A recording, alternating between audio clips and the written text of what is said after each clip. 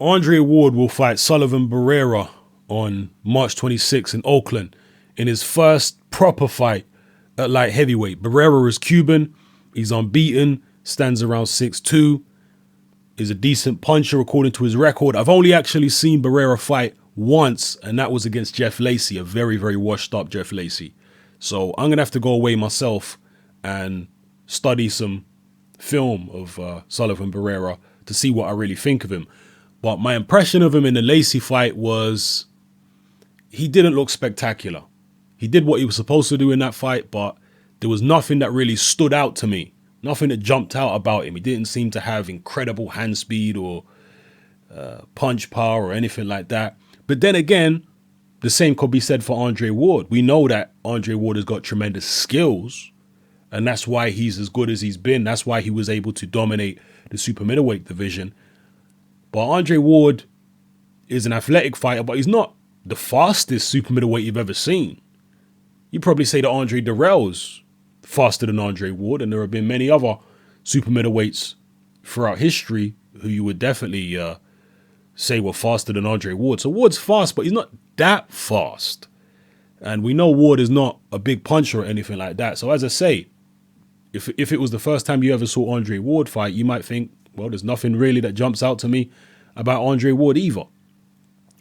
Sullivan Barrera is pretty much a standard, again, just judging from the Jeff Lacey fight, I'm going to have to go watch more film on him, but just judging from that fight, he just looks like a standard boxer puncher.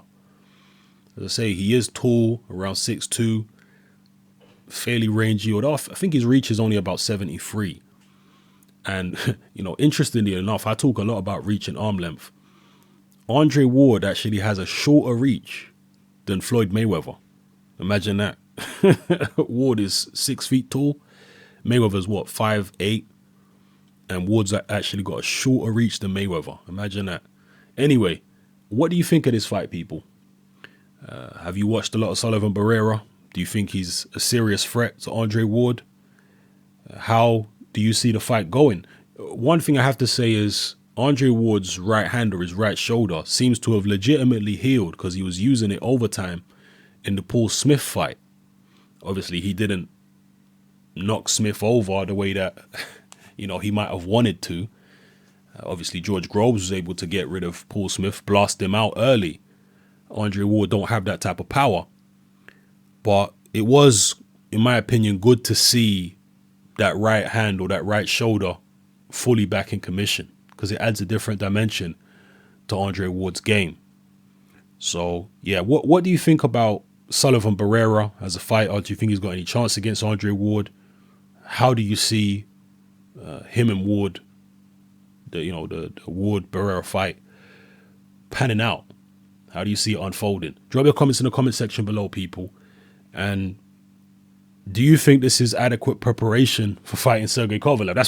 In fact, that's a rhetorical question because, you know, it ain't adequate preparation, but it's certainly better, or at least on paper, it seems to be better preparation than Ward's recent opponents, although that's not exactly hard. Let me know how you feel about this situation, people. It's your boy Hatman, I'm out.